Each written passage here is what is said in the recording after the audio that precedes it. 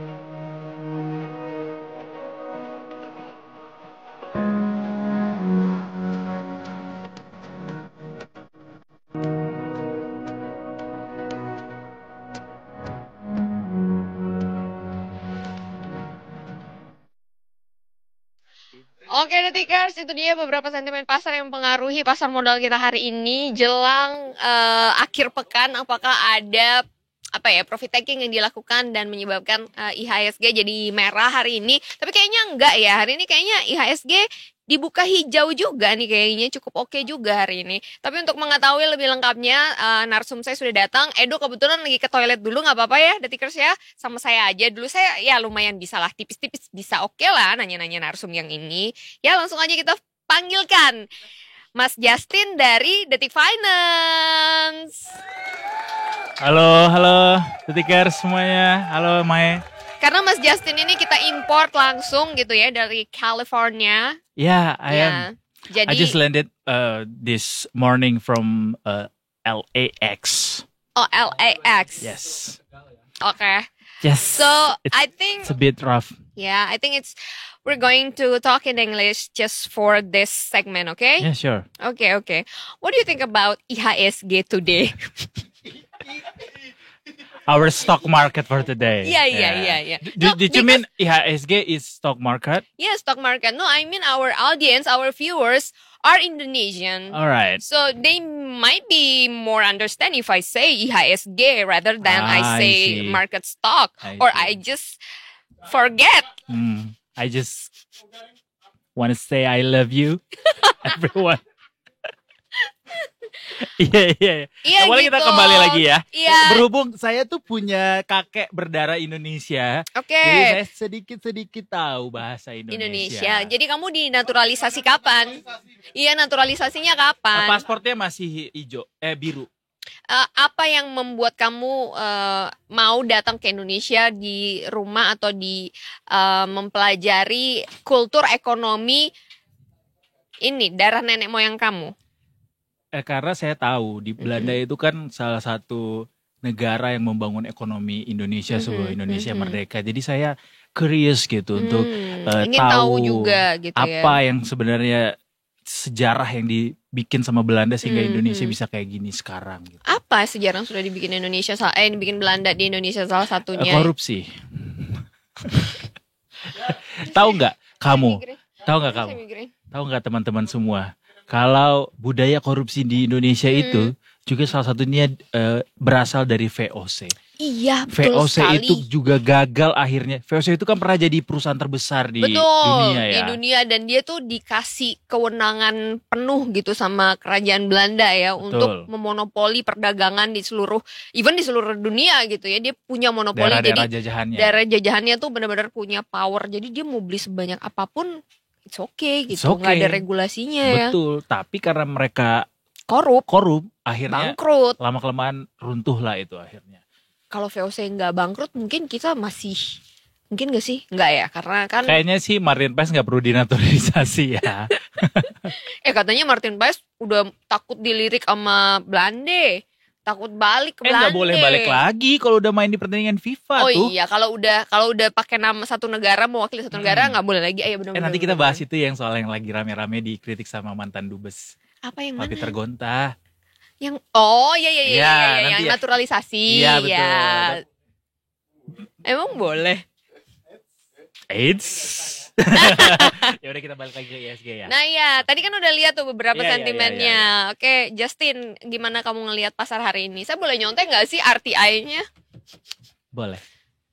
Apa yang terjadi? Oh, wow, RTI kita kayak lumayan agak naik turun ya hari Betul, ini. kita baca aja ya market hari ini. Hari ini market dibuka di level 7.798. Sebenarnya grafiknya naik di awal-awal. Betul, sampai ke sesaat sebelum masa sesi 1 berakhir, ISG itu masih di zona hijau. Sampai akhirnya ditutuplah sesi pertama di sebelum jam 12 siang itu di level di bawah 7.798 detikers. Akhirnya ISG berjalan di level zona merah sampai akhirnya dibuka kembali setelah sholat Jumat selesai. Di sesi 2. Di sesi 2 dan ISG di jam 2 siang ke jam 3 itu udah mulai naik lagi. Naik lagi nih kayaknya nih ya. Benar, naiknya tapi tipis-tipis sampai akhirnya ini per jam 4.03 ISG hari ini ditutup di level 7.812. Naik lagi ternyata 13 poin lagi atau 0,18%. Which is another all-time high buat IHSG. Really? Another all-time high? Oh my god. Berarti kita next week harus ini dong, harus sebelum bisa gak sih kita mungkin ngelihat di hari Minggu memprediksi kira-kira apa yang bakal terjadi di hari Senin untuk marketnya, karena kan rally terus nih. Nah kemungkinan ada yang karena udah naik terus beli, maybe ada yang mau profit taking. Iya. Analisis ini tidak untuk jadi panduan ya detikers ya, tapi berdasarkan pengalaman. Dulu ya. Yeah. Berdasarkan pengalaman seperti yang disampaikan oleh teman-teman dari investasiku, kalau market itu udah kelewat lama ijonya atau udah tinggi banget, biasanya dia akan cari waktu untuk jual, karena biasanya kalau market hijau berarti orang udah banyak yang untung dong. Iya. Asumsinya, logikanya. Sehingga kalau udah untung harusnya mereka jual. Betul. Ketika saham-saham ini pada dijualin, berarti marketnya akan berkurang tuh. Sehingga nanti dia akan merah, akan koreksi. Baru nanti akan naik lagi kalau misalnya orang udah beli si saham yang dijual-jualin ini. Yes. Nah dengan dia levelnya 7812, harusnya ISG di hari Senin nanti itu akan mulai melandai lagi.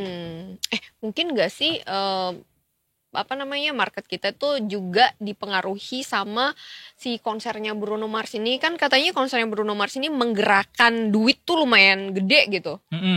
What do you think?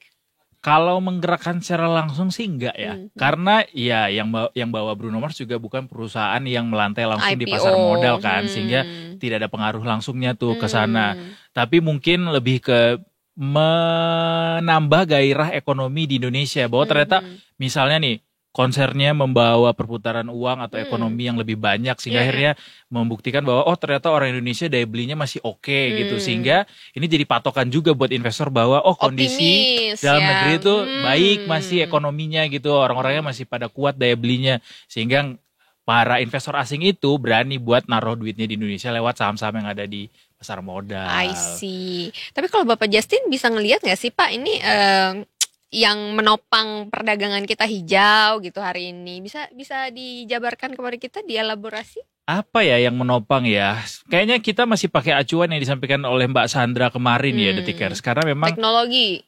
Kalau sektornya saya nggak bisa lihat hari ini, tapi yang pasti sepertinya ini masih ada hubungannya sama rencana pemangkasan suku bunga The Fed itu, karena memang kan sebentar lagi nih ya, di akhir-akhir sebentar September lagi, ya. tanggal 19, which is berarti tinggal seminggu lagi. Dan data-data dari dalam negeri juga cukup baik, yang sudah dirilis gitu dari Amerika Serikat maupun dari Indonesia juga. Indonesia inflasi juga terjaga. Sepertinya sih lebih banyak dominasi positif itu, sehingga bikin market tuh oke banget gitu. Termasuk rilis-rilis emiten-emiten yang ada di bursa Amerika Serikat dan juga di Indonesia. Kalau kita lihat beberapa berita hari ini, itu ada beberapa berita yang tidak terlihat sih korelasinya dengan ISG hari ini. Tapi yang pasti ini kenaikan ISG hari ini itu selaras sama penguatan rupiah juga. Nilai rupiah kita ini. Ya. Rupiah berapa hari nilai ini di 15.395, which is good sebenarnya, turun 0,19% US dollarnya. Secara year to date itu udah sama tuh kita, jadi kayak di awal tahun ini kita buka rupiah dulu di 15.395, sekarang udah balik lagi di 15.395, padahal kita sempat mencapai titik tertingginya tahun ini di 16 ribuan kan kemarin tuh.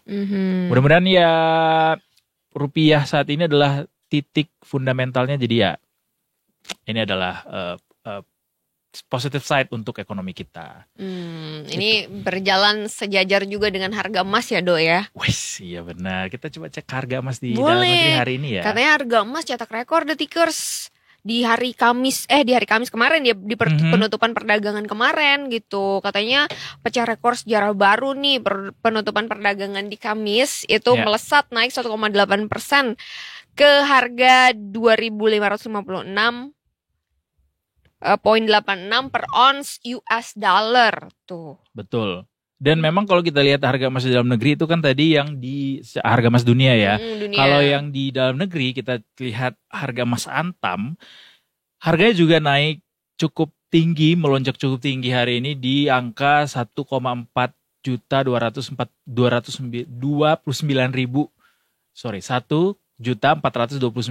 per gram, atau naik 20.000 per gramnya hari ini. Ini sepertinya juga another all time high buat emas deh. Iya benar-benar. Karena cetak rekor ini. Iya. Oke, harga emas pernah lebih tinggi lagi ternyata Mae, untuk dalam negeri itu di tanggal 1 Agustus kemarin di angka 1,433 juta. Kalau sekarang kan 1,429, tapi masih sangat tinggi gitu. Which is kalau misalnya kalian simpan emas bisa jadi salah satu cara untuk dapetin dana segar dengan jual itu sehingga dapat keuntungan. Nanti mungkin uangnya bisa dimasukin ke ISG. Benar, bisa untuk beli bagus, saham lain lagi. Tapi ini kan lagi tinggi harganya, Do. Betul sih.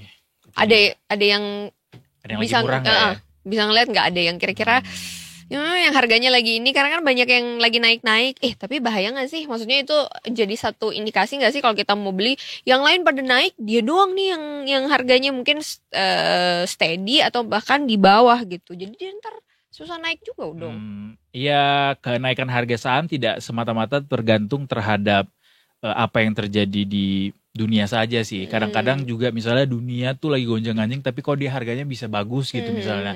Mungkin kita akan worry karena harganya bisa jadi karena ada gorengan dari pihak tertentu gitu misalnya. Tapi kita harus lihat juga kinerja dia kayak gimana sih sebenarnya, benar nggak itu menandakan bahwa wah ini harga saham memang lagi bagus-bagusnya karena memang kinerjanya bagus gitu. Nah itu bisa dilihat salah satunya.